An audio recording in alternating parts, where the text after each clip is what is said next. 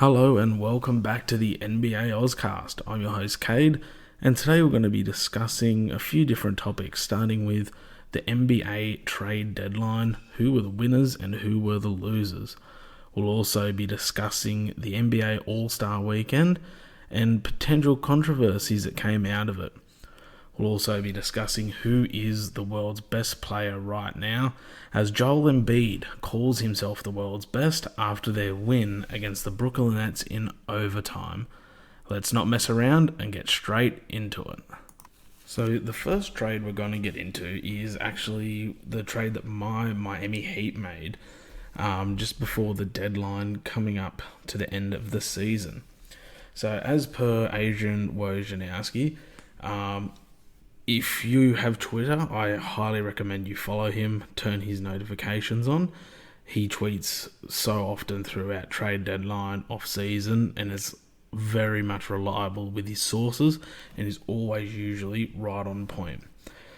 So he tweeted out, the Heat are sending Justice Winslow, Dion Waiters and James Johnson to Memphis for Andre Iguodala, Jay Crowder and Solomon Hill. The Timberwolves also got in on the trade, sending Gorgie Deng to the Grizzlies for James Johnson.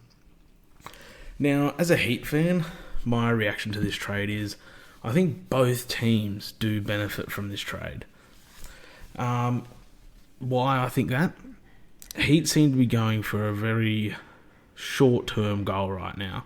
We've got amazing centre, up and coming, who's now an all-star in Bam Adebayo. We've got shooters like Duncan Robinson, Tyler Herro, who can just pull up from 35, 40 feet and just hit shots. We've got a great team leader in Jimmy Butler, who's also an all-star. Gore and Dragic coming off the bench, and I think the team needed another veteran such as Iguodala to come in and help this team, not just defensively, but with leadership and helping the young guys grow coming up to the playoffs. Pat Riley seems to be going all in, thinking that we do have a strong enough team to make a run in the East and potentially get to the finals. I think the addition of Jay Crowder also helps this, as he's also a great perimeter defender and can also hit open shots when he is in form. Now, for the Grizzlies, I really do like this trade. They've picked up Justice Winslow. Young, he's only 23 or 24, up-and-coming player, can play the three. He'd also played him at the point guard position as well and seems to be a great distributor of the ball and able to help run an offense. Now, the Grizzlies have made their team quite young with this trade. You've got Ja Morant, you've got Justice Winslow now, Jaren Jackson Jr., and they seem to be trying to build a young core to go into the future with. And I think it's going to be really great to see the Memphis Grizzlies in 2 to 3 seasons from now with these players if they keep on their current development path, and will be a hard team in a few years' time in the West. I think both teams are winners in what their goals are that they're trying to achieve right now. The next trade that I'd like to discuss is the trade between the Timberwolves and the Warriors. So earlier in the offseason, the Warriors traded to get D'Angelo Russell to come in. Looked like it was going to be a replacement for Clay this season to play along Steph. Obviously, until Steph got injured, then it just became pretty much D'Angelo Russell.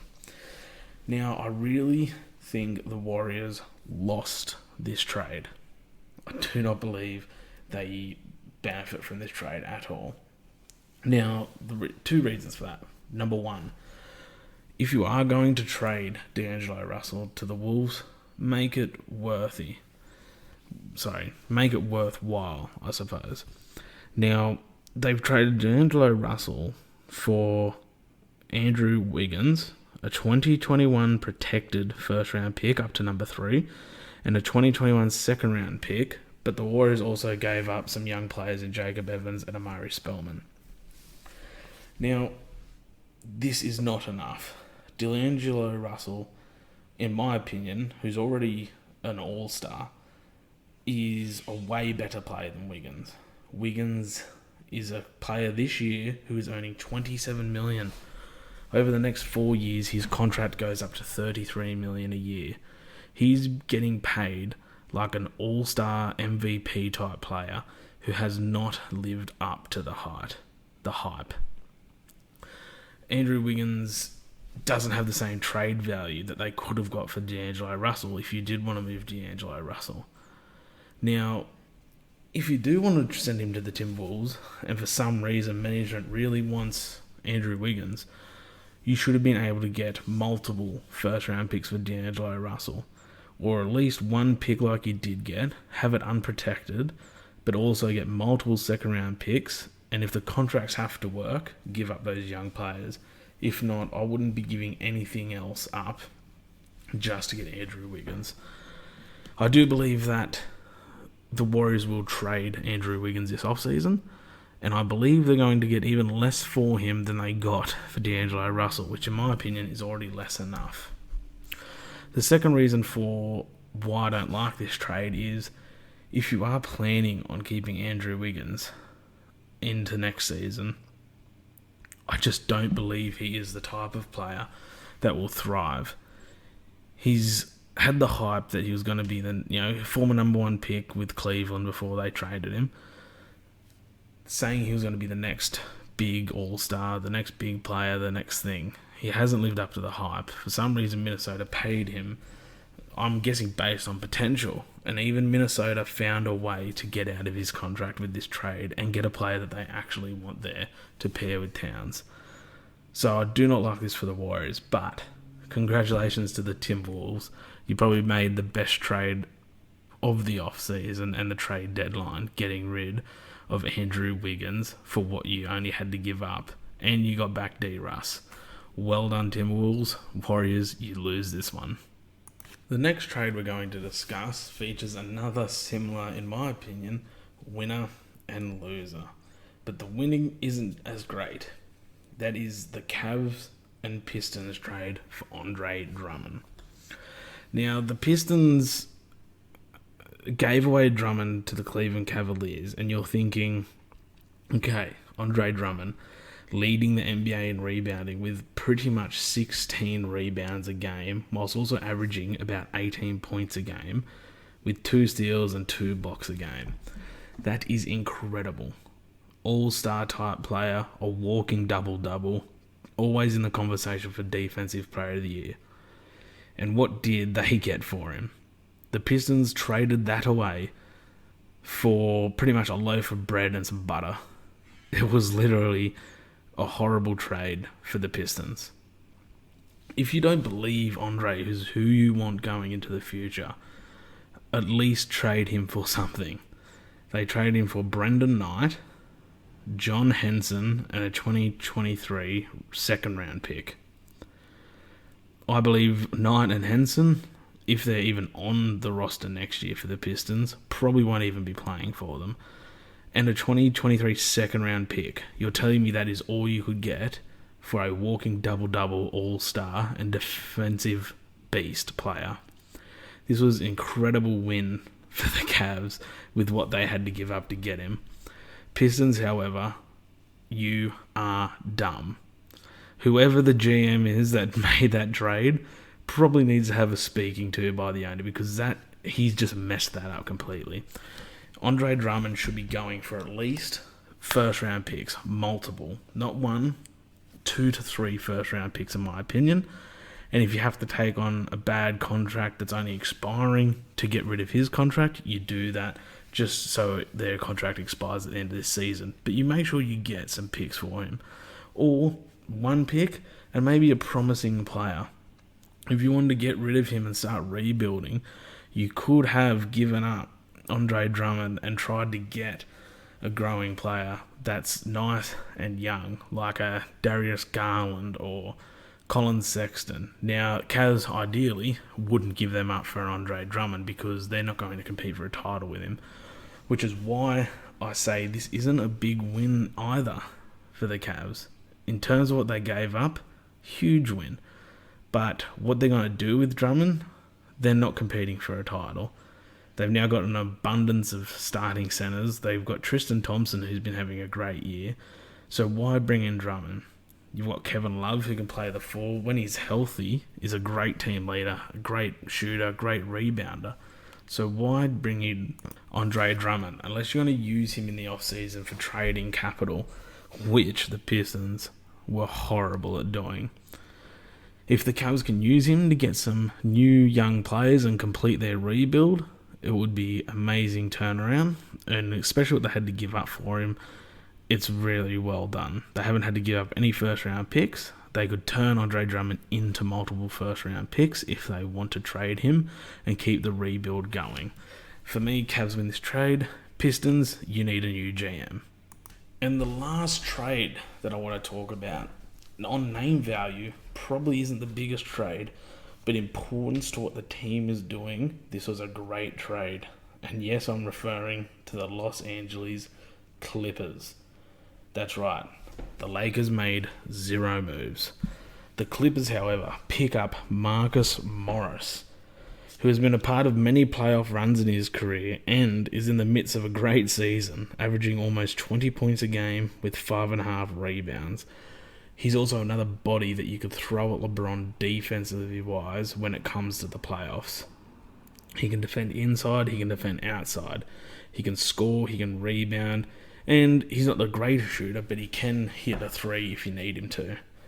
I think this was a great trade for the Clippers picking up Morris, as this was discussed as a potential target for the Lakers to get, to help, make them a better defensive side, but also bring some grit, some guts to their team.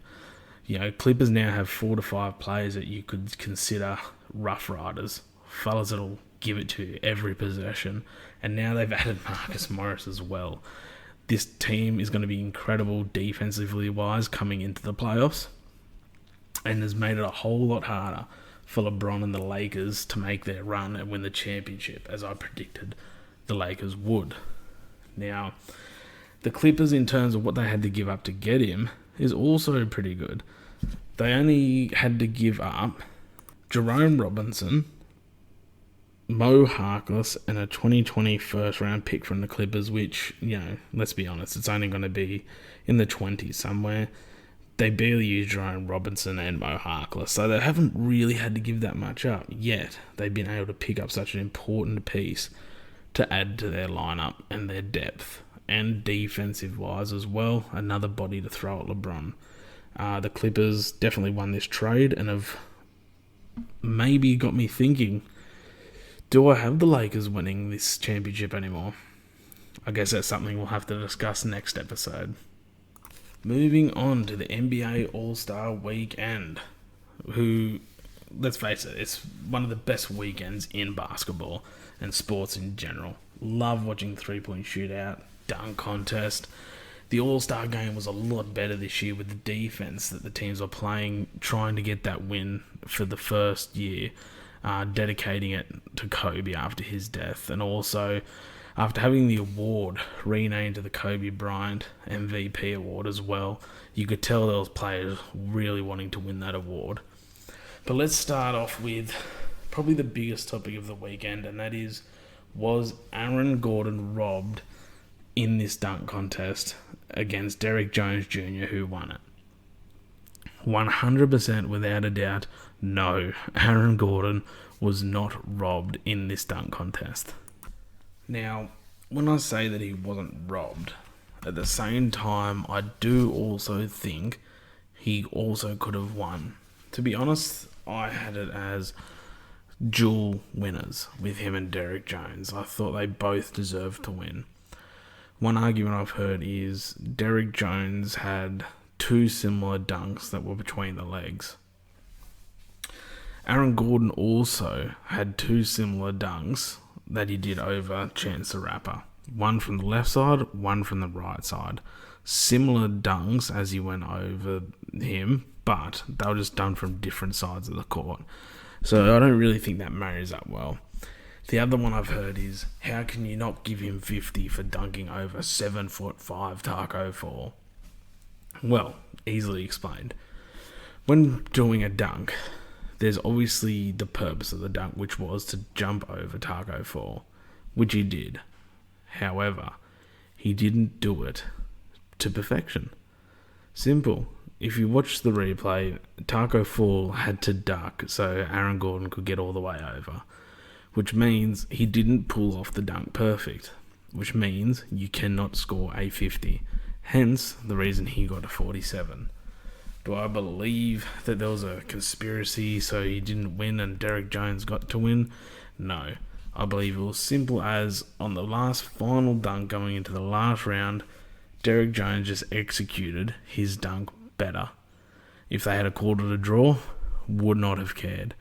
Even if they said Aaron Gordon would have won, I would have thought, I could see where Derek Jones could have won, but I still would have been okay with it.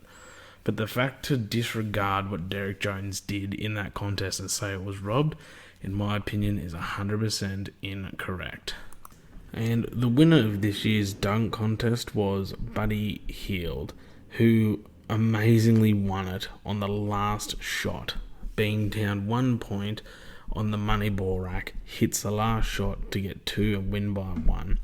Dude's having an incredible season, is shooting well from the outside, and deserved to win the 3-point contest. Well done.